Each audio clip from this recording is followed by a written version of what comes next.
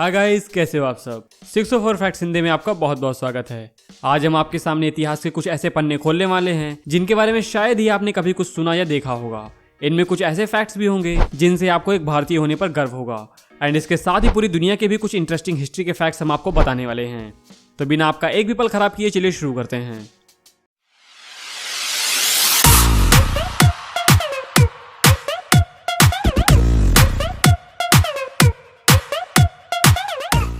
Number 10, first university in the world.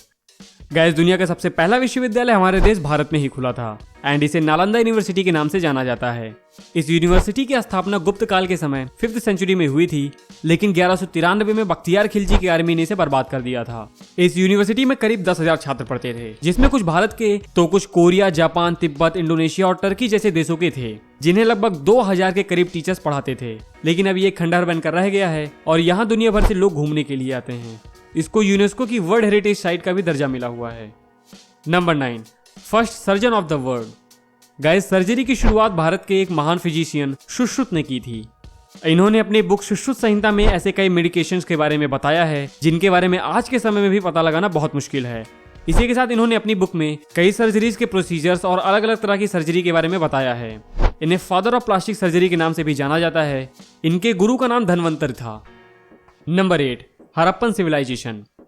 इसे Indus Valley civilisation के नाम से भी जाना जाता है एंड ये एक ब्रॉन्ज एज की सिविलाइजेशन थी और इसे इतिहास की सबसे आधुनिक सभ्यताओं में से एक माना गया है। ये अपनी urban planning, water supply, handicrafts and drainage system के लिए जानी जाती है। ऐसा माना जाता है कि इसे प्री प्लान करके बसाया गया था और इतनी अच्छी तरीके से कि आज भी दुनिया के कई शहर इसका मुकाबला नहीं कर सकते हैं। इनके साथ ही इनके एंशिएंट इजिप्ट और इन्हीं के समय की एक और सभ्यता मेसोपोटामिया के साथ ट्रेड के भी सबूत मिलते हैं। हड़प्पन सिविलाइजेशन आज से हजारों साल पहले हमारे भारत में स्थित थी। हालांकि इंडिया पाकिस्तान के बंटवारे के समय इसके कई महत्वपूर्ण हिस्से पाकिस्तान में चले गए हैं, लेकिन फिर भी अभी भी एक बड़ा हिस्सा हमारे भारत में मौजूद है। Number 7, sending kids through mail. ये लाइन सुनकर आप थोड़ा चौंक गए होंगे, मगर ये बिल्कुल सही है। 19th सेंचुरी की शुरुआत में अमेरिकन अपने बच्चों को मेल के जरिए एक जगह से दूसरी जगह भेज सकते थे और ये बिल्कुल लीगल था। एक बच्चे को भेजने के लिए लोगों को 15 सेंट अदा करने पड़ते थे और अगर बच्चे का वेट ज्यादा हो तो कीमत और भी ज्यादा हो सकती थी। अमेरिकन अपने पैसे बचाने के लिए अपने बच्चों को अपने रिलेटिव्स के यहाँ भेज देते थे। इन बच्चों को एक स्टैम्प के जरिए मेल किया जाता था जो इनके कपड़ों पर लगा रहता था और उस स्टैम्प में बच्चे से जुड़ी सारी जानकारी लिखी होती थी। Number 6, doubtful treatment methods. Ancient time में इलाज के कई अजीबोगरीब तरीके प्रचलित थे, जैसे ब्लड लेटिंग मतलब रक्तस्राव और जीभ काटना जिससे लोगों के हकलाने की बीमारी ठीक की जाती थी। इसके साथ ही लेबोटॉमी मतलब ब्रेन सर्जरी और इलेक्ट्रिक शॉक ट्रीटमेंट, ये सभी उस समय आम बात होती थी, लेकिन इन सब के नतीजे अक्सर डेंजरस हुआ करते थे। और इसके अलावा 19th सेंचुरी में ट्रीटमेंट का एक और तरीका बहुत फेमस हुआ था जो था लीच ट्रीटमेंट। इसमें ढेर सारे जोक्स पेशेंट की बॉडी में डाल दिए जाते थे जो कि पेशेंट का काफी सारा खून पी जाते थे और ये बहुत ही खतरनाक होता था। Number 5, radio active toys.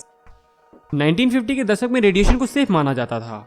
कई तरह के एटॉमिक टॉयज उस समय ट्रेंड में थे। कुछ खिलौने तो असली साइंस एक्सपेरिमेंट पर बेस्ड थे, जिसमें असली पोलोनियम और यूरेनियम होता था। इससे अलग इसी समय रिस्ट वॉचेस के डायल के पेंट में कुछ मात्रा रेडियम की होती थी और इसमें खतरनाक यह था कि पेंट करने के लिए जिस ब्रश का यूज किया जाता था उसे मुंह से गीला करके सीधा करना पड़ता था, जिससे रेडियम की कुछ मात्रा काम करने वालों के शरीर में चली जाती थी। स्टैट्स के मुताबिक एक साल के अंदर अंदर फैक्ट्री के वर्कर्स में 300 ग्राम रेडियम चला गया था, जिसकी वजह से इनमें से कईयों की मौत हो गई थी। Number 4, India Gate. India Gate को तो आप सभी जानते ही होंगे, लेकिन आप में से बहुत से लोग इसके बनने का मकसद नहीं जानते होंगे। तो आप में से मोस्टली लोग ये सोचते होंगे कि ये एक सिंपल गेट की तरह है, पर ऐसा नहीं है। असल में ये एक वॉर मेमोरियल है। इसे ऑल इंडिया वॉर मेमोरियल के नाम से भी जाना जाता है। फर्स्ट वर्ल्ड वॉर के टाइम ब्रिटिशर्स भारत से लगभग 70,000 इंडियन सोल्जर्स को युद्ध में लड़ने के लिए ले गए थे, जिसमें सभी इंडियन सोल्जर्स जो इस युद्ध में शहीद हुए थे उन्हीं की याद में इसे बनाया गया था। तो आज से आप लोग इंडिया गेट को सिर्फ एक स्ट्रक्चर की तरह मत देखिएगा, ये एक वॉर मेमोरियल है। Number 3, Alexander. अलेक्जेंडर जिसे इंडिया में सिकंदर के नाम से भी जाना जाता है। ऐसा माना जाता है कि इसे जिंदा ही गाड़ दिया गया था। जब अलेक्जेंडर केवल 32 साल का ही था तब इसने कई युद्ध लड़के अपने साम्राज्य को काफी बड़ा कर दिया था। 323 बीसी में सिकंदर बीमार पड़ गया था और 12 दिन तक असीम दर्द झेलने के बाद उसकी मौत हो गई। मॉडर्न डे की साइंटिस्ट का मानना है कि सिकंदर को असल में गिलन बार सिंड्रोम नाम की एक बीमारी हुई थी, जिसकी वजह से वो सिर्फ पैरालाइज हुआ था, बट मेंटली वो जिंदा था और लोगों ने उसे जिंदा ही गाड़ दिया। Number 2, Shotomo Yamaguchi. ये बंदा एक जापानीज मैरीन इंजीनियर था। जब अमेरिका ने सेकेंड वर्ल्ड वॉर के टाइम पर हिरोशिमा पे एटॉम बम गिराया था तब यामागुची वहीं थे, लेकिन ये उस हमले में बच गए थे और ये वहां से नागासाकी चले गए।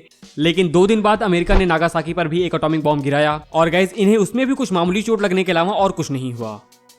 Number 1, the great Porus. जब अलेक्जेंडर ने पूरी दुनिया को जीतते हुए इंडिया के ऊपर हमला किया था, तब अकेले राजा पुरुषोत्तम, जिन्हें पोरस के नाम से भी जाना जाता है, उन्होंने सिकंदर की विशाल सेना से युद्ध किया था। लेकिन सिकंदर को जितनी परेशानी इस युद्ध को जीतने में हुई थी, वो अब तक किसी भी युद्ध में नहीं हुई थी।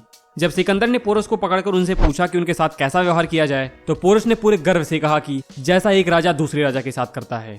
गाइस, कुछ हिस्टोरियन का मानना है कि इस लड़ाई के बाद सिकंदर की सेना पूरी तरह से टूट गई थी और सिकंदर उसके आगे लड़ाई नहीं लड़ सकता था, इसीलिए उसने आगे बढ़ने का विचार त्याग दिया और वापस चला गया। तो गाइस, अभी टाइम हो गया है वीडियो को यहीं पे एंड करने का।